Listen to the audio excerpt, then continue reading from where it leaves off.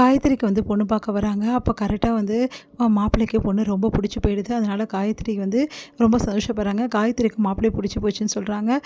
எங்களுக்கு எதுவுமே வேணாங்க, காயத்ரியை கொடுத்தா போதும், காயத்ரி ரொம்ப நல்லவங்களா இருக்காங்க அப்படின்னு சொல்லிட்டு பேசிகிட்டு இருக்காங்க.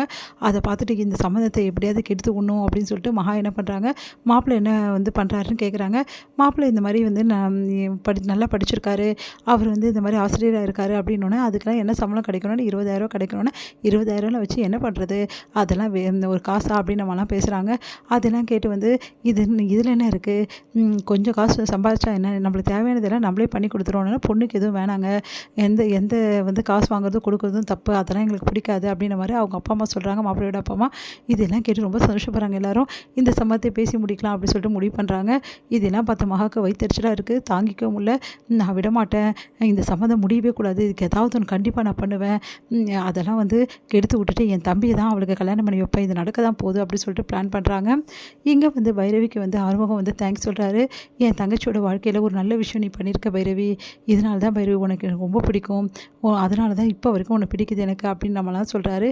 அதெல்லாம் கேட்டு பைரவி இம்ப்ரெஸ் ஆகிறாங்க. விஜய் வந்து ஆறுமுகத்தை பழிவாங்கணும் அப்படின்னு சொல்லிட்டு ஆறுமுகத்தோட என்னென்ன பிஸ்னஸ் பண்ணுறாரு, எங்கே இருக்காரு, என்னென்னலாம் பண்ணிகிட்ருக்காரு அப்படின்னு சொல்லிட்டு எல்லா விஷயத்தையும் வந்து சேகரிக்கிறாரு. எதிலாவது ஒன்றில் வந்து இந்த ஆறுமுகத்தை மாட்டி வேணும், ஆறுமுகம் பாட்டிக்கு தவிக்கிறத நான் பார்க்கணும், என்னை பொறுத்த வரைக்கும் அந்த வந்து ஆறுமுகம் நிம்மதியாகவே இருக்கவே கூடாது, அந்த ஆறுமுகத்தை நான் நிம்மதி இருக்கவும் விட மாட்டேன், பைரவி என் ஃப்ரெண்டு, அவளை நான் அடைஞ்சே தீருவேன், அவளும் இருக்கவே கூடாது அப்படின்னு சொல்லிட்டு யோசிச்சுட்ருக்காரு. இங்கே வந்து என்ன பண்ணுறாங்க, நம்ம சிந்து வந்து ரொம்ப சந்தோஷமாக இருக்காங்க. அதை பார்த்துட்டு வந்து கேட்குறாரு சிவா, என்ன சிந்து ரொம்ப சந்தோஷமாக இருக்க அப்படின்னு சொல்லிட்டு. ஆமாம், ரொம்ப ரொம்ப சந்தோஷமாக இருக்கேன், காயத்ரி கல்யாணம் நடக்க போதில்ல, வரனே அமையாமல் இருந்தது, ஆனால் அமைஞ்சிச்சு, இதுக்கெல்லாம் காரணம் என் தங்கச்சி பைரவி தான், பைரவி இந்த வந்து முயற்சி எடுக்காமல் இருந்தால் இந்நேரம் எதுவுமே நடந்திருக்காது, அது என்னமோ உண்மைதான் அப்படின்றாங்க.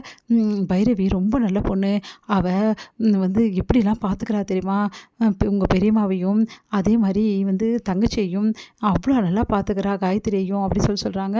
ஆமாம், பைரவி மட்டுமா சிந்து, நீ கூட தான் ரொம்ப நல்லா பார்த்துக்கிற, என் அம்மாவையும் என் தங்கச்சியும் எவ்வளோ பண்ணியிருக்காங்க உனக்கு, உன்னை எப்படிலாம் வந்து தொல்லை பண்ணியிருக்காங்க எனக்கு நல்லாவே தெரியும், இப்போ கூட இவ்வளோ தூரம் வந்து கோர்ட்டில் வந்து உன்னை வச்சு அசிங்கப்படுத்தினாங்க, இந்த அளவு வந்து பண்ணவங்களையும் நீ மன்னிச்சு விட்டுற, ஏன் நான் ஏதாவது வந்து திட்ட போனால் கூட வேணான்னு சொல்கிற, இந்த அளவு யாருமே இருக்க மாட்டாங்க, பைரவி கூட இந்த அளவுலாம் இருக்க சான்ஸே கிடையாது, என் பெரியம்மாவும் என் தங்கச்சியும் ரொம்ப நல்லவங்க, அதனால் பைரவியும் நல்லது செய்கிறா, அதுவே என் அம்மாவும் என் தங்கச்சி மாதிரி இருந்தால் அவளை தான், பைரவியெல்லாம் ஒரு நாள் கூட அவங்களுக்கு வந்து நல்லது செய்யவே மாட்டா, அப்படின்னு பார்த்தா நீ தான் ரொம்ப ரொம்ப நல்லவ அப்படின்னு சொல்கிறாரு.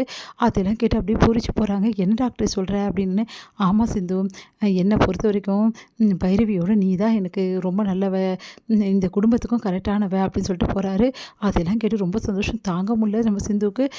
டாக்டரே, இந்த அளவு நீ என்னை புரிஞ்சு வச்சுருக்கியா, பெரிய விஷயம் டாக்டரே, கூடிய சீக்கிரம் பாரு என்னை பொண்டாட்டியாகவும் ஏற்றுக்குன்னு நீ வாழ ஆரம்பிப்பேன், எனக்கு தெரியும் டாக்டரே அப்படின்னு சொல்லிட்டு ரொம்ப சந்தோஷப்பட்டுட்டு இருக்காங்க. இசைக்கு வந்து ரொம்ப டென்ஷனாக இருக்காரு. அதை பார்த்துட்டு வந்து அவங்க அக்கா வந்து கேட்குறாங்க, மகா என்ன இசைக்கு ஏன் இவ்வளோ டென்ஷனாக இருக்கேன்னு. பின்ன டென்ஷன் இருக்காத, நீ என்ன சொன்ன, அந்த காயத்ரியை எனக்கு கல்யாணம் பண்ணி வைக்கிறேன், இந்த சொத்தெல்லாம் நீ தான் அதிபதின்னு சொன்னேன், இப்போ என்னென்னா அவங்க வீட்டில் வேறு கல்யாணம் பண்ணி வைக்கிறாங்க, அப்புறம் ஏன் நிலைமை அப்படின்னோடனே நீ ஏன் கவலைப்படுற, அந்த கல்யாணம் நடக்க போது, நம்ம எத்தனை கல்யாணத்தை கெடுத்துருக்கோம், இதெல்லாம் சாதாரண விஷயம், நம்மளுக்கு இதை கெடுக்க முடியாது, ஆனால் அதில் ஏதாவது பிரச்சனை பண்ணி அவங்க வீட்டில் வந்து நம்ம கெடுத்து விட்டோம், ஆனால் இதில் எந்த பிரச்சனையும் வர்றதுக்கு சான்ஸே இல்லையே, ஏன்னா வந்து மாப்பிள்ளை வீட்டுக்காரங்க எதுவுமே வேணான்றாங்களே, எதுவுமே வேணான்னு சொன்னால் அந்த மாப்பிள்ளை கரெக்டுன்னு தெரியுமா, அந்த மாப்பிள்ளையை பற்றி எப்படிலாம் தப்பாக பேசணும், எப்படிலாம் தப்பாக இங்கே சொல்லணும்னு எனக்கு தெரியாதா, பார்த்துக்கிறேன் அப்படின்னு நிம்மதி அடைகிறாரு இசைக்கு.